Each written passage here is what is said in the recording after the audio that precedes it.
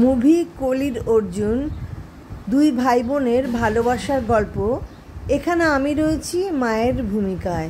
আমার মেয়ের ভূমিকায় অভিনয় করেছে রচনা ব্যানার্জি কলি, আর অর্জুনের ভূমিকায় আমার ছেলে রাজ ভৌমিক।